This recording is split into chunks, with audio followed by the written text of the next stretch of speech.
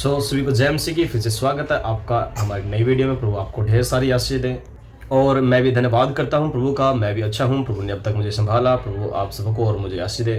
प्रिय भाइयों और बहनों, आज हम जिन वचनों से प्रभु के वचन को मनन करेंगे वो विषय, आज का विषय रहेगा भविष्यवाणियों का पूरा होना।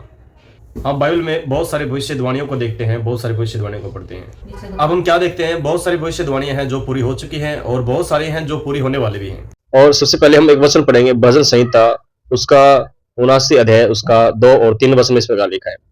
उन्होंने तेरे दासों की लोथों को आकाश के पक्षियों का आहार कर दिया और तेरे भक्तों का मांस वन पशुओं को खिला दिया। उन्होंने उनका लहू यरूशलेम के चारों ओर जल के नाई बहाया और उनको मिट्टी देने वाला कोई ना मिला।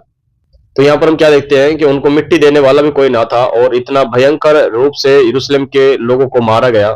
अब हम वचन देखते हैं लूका रचित सुसमाचार उसका 21 अध्याय उसका 20 वचन से 24 वचन तक। और आगे लिखा है 20 वचन में इस प्रकार लिखा है, और जब यरूशलेम को सेनाओं से घिरा हुआ देखो तो जान लेना कि उसका उजड़ जाना निकट है। और 21 में लिखा है, तब वे यहूदियों में हो वह पहाड़ों पर भाग जाए और यरूशलेम के भीतर हो वह बाहर निकल जाए, और जो गांव में हो वे ऊपर वह उसमें जाए, क्योंकि यह पलटा लेने के ऐसे दिन होंगे जिनमें लिखी हुई सब बातें पूरी हो जाएगी। उन दिनों में जो गर्भवती और दूध पिलाती होगी उनके लिए हाय हाय, क्योंकि देश में बड़ा क्लेश और उन लोगों में बड़ी आपत्ति होगी। और आगे लिखा है 24 में, वे तलवार के कोर हो जाएंगे और सब देशों के लोगों में बंधुआई होकर पहुंचाए जाएंगे, और जब तक अन्य जातियों के समय पूरा ना हो तब तक यरूशलेम के अन्य जातियों में रौंदा जाएगा। इस प्रकार से लिखा है। और यह बड़ा ही दर्दनाक समय था। यह 70 एडी का समय है जो काले अक्षरों में लिखा गया है, और 70 एडी बड़ा ही विपत्ति का वर्ष था।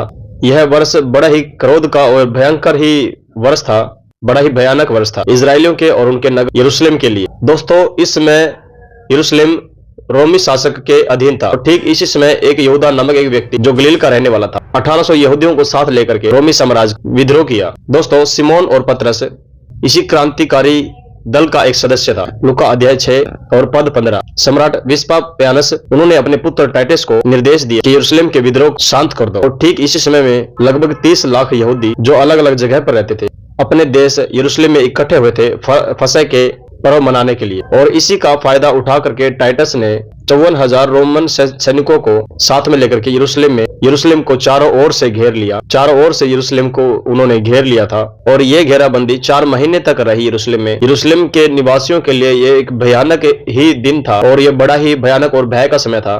चारों ओर अकाल और महामारी फैल गई, क्योंकि उनके पास में अब खाने के लिए कुछ भी नहीं बचा था।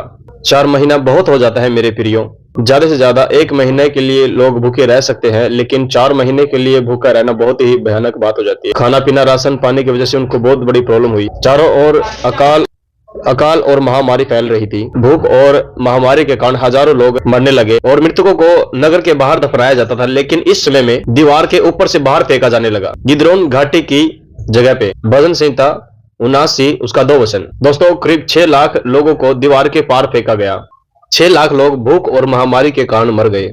इतिहासकार जोसेफस अपने इतिहास में उसने लिखा, यह अकाल इतना भयानक था कि यहूदी अपने बच्चों को मारकर खाने लगे और कुछ मांस अपने पतियों के लिए भेजते थे जो यरूशलेम की शहर पनाह पर पहरा देते थे।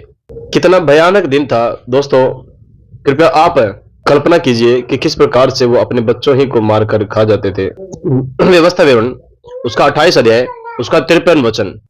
और वचन में लिखा है, तब गिरे जाने और सकेती के समय जिसमें तेरे शत्रु तुझको डालेंगे, तो अपने निज जन्माए बेटे बेटियां का मांस जिन्हें तेरे परमेश्वर यहोवा तुझे देगा खाएगा।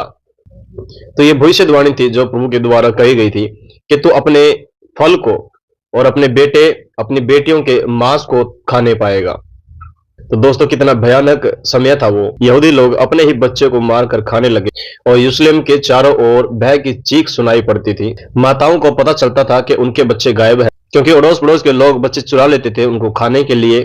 दोस्तों, इन घटनाओं के विषय में यीशु मसीह ने उन स्त्रियों को कहा था, रोते हुए उनके साथ कलवरी तक गए थे।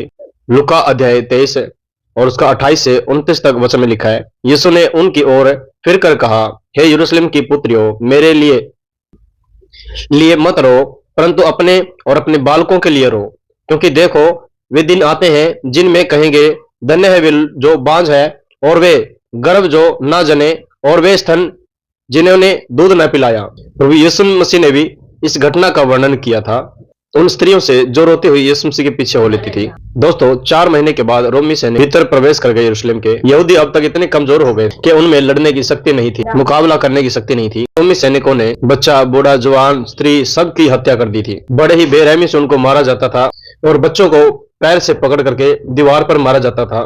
और लिखा है लूका सुसमाचार उसका 19 अध्याय उसका 44 वचन में इस प्रकार लिखा है, और तुझे और तेरे बालकों को जो तुझ में है मिट्टी में मिलाएंगे और तुझ में पत्थर पर पत्थर भी ना छूटेगा, क्योंकि तूने वह अवसर जब तक तुझ पर कृपा दृष्टि की गई न पहचाना। और भजन संहिता 79 और उसका 3 वचन में इस प्रकार लिखा था, उन्होंने उनका लहू यरूशलेम के चारों ओर जल के समान बहा दिया था और उनको मिट्टी देने वाला भी कोई ना था। बड़े ही बेरहमी के साथ रोमी सैनिकों ने यहूदी लोगों को मार दिया जान से, और उनका लहू मानो नालियों के पानी के समान बह रहा था और सड़कों के मोड़ों पर और सड़कों पर और गलियों में लहू ही लहू दिखाई देता था। लहू की मानो बाढ़ बह रही है, ऐसे लहू बह।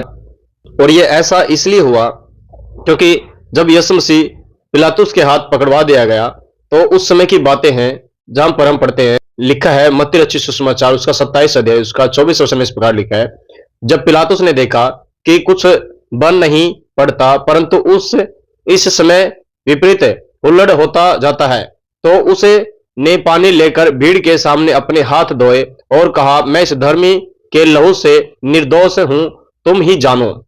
तो उस समय यहूदियों ने क्या कहा था उस समय को, और उस बात को आप गौर करें और याद करें कि यहूदी लोगों ने यीशु मसीह के विषय में क्या कहा था। उस समय यीशु मसीह के विरुद्ध यहूदी लोगों ने कहा कि यीशु को क्रूस पर चढ़ाओ और इसको हमारे लिए क्रूस पर चढ़ा करके जान से मार दो, इस प्रकार से उसने कहा था।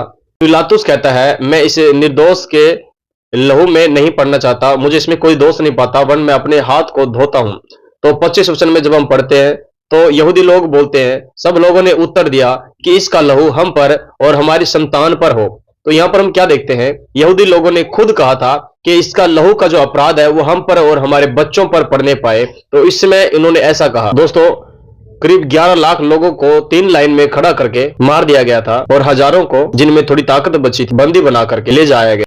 और रोमी लोगों ने भवन को पूरी रीति से जला दिया गया, आग लगा करके पूरा भवन को जला दिया गया। और जो भवन के निर्माण में सोना लगा था वो पूरा सोना जल करके ईंटों में और पत्थरों में, दरारों में घुस गया था। और उस सोने और चांदी को निकालने के लिए और रोमी सैनिकों ने मंदिर का एक एक पत्थर उखाड़ दिया, सोने को निकालने के लिए, चांदी को निकालने के लिए, उसमें से सोना और चांदी अलग करने के लिए हर एक पत्थर को तोड़ तोड़ के वहां से सोना निकाला। एक एक ईंट को, एक एक पत्थर को अलग अलग करके उन्होंने सोने को निकाल दिया, ताकि पिघला हुआ सोना और चांदी वहां से निकाल सके। प्रिय भाइयों और बहनों, प्रभु के उन वचनों को याद कीजिए जो उन्होंने अपने चेलों से कहा था।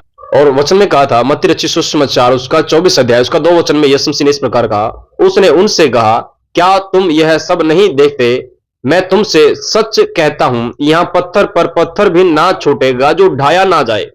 ये कहां की बातें हैं? ये उस समय की बातें हैं जब यीशु मसीह के चेले मंदिर की रचना यीशु मसीह को दिखा रहे थे। ये उस समय यीशु मसीह ने उनको ये बात कही थी कि यहाँ पर पत्थर भी ना छूटने पाएगा जो ढाया ना जाए। इस प्रकार से यीशु मसीह ने उस भवन के निर्माण के विषय में कहा था। और यीशु मसीह ने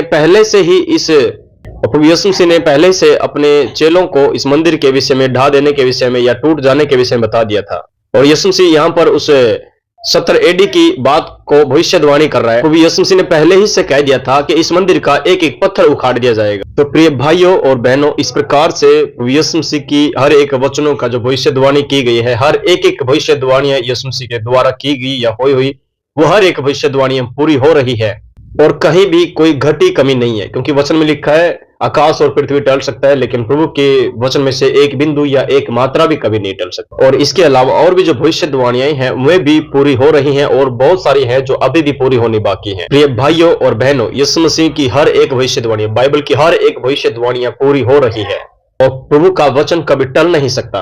प्रभु ने हम विश्वासियों से वायदा किया है कि मैं तुम्हें लेने के लिए आऊंगा। प्रभु के वचन के अनुसार प्रभु हमें लेने के लिए अवश्य आएंगे, और जब तक यीशु मसीह ना आए तब तक अपने जीवन को पवित्रता में रखें और पवित्रता से चले और विश्वास योग्य और खरी चाल चले और प्रभु का भय मानकर उसकी उपस्थिति में चले। दोस्तों, प्रभु के वचन का एक कोमा या एक मात्रा, एक बिंदु भी कभी टलने नहीं पाएगी। हर एक वचन यीशु मसीह का कहा हुआ पूरा होगा, हर एक भविष्यवाणियां भी पूरी होगी। इसलिए आप सभी सावधान रहे, सतर्क रहे, प्रभु की आज्ञाओं को हल्के में ना ले, प्रभु की आज्ञाओं का पालन करें, प्रभु के वचनों में बने रहें।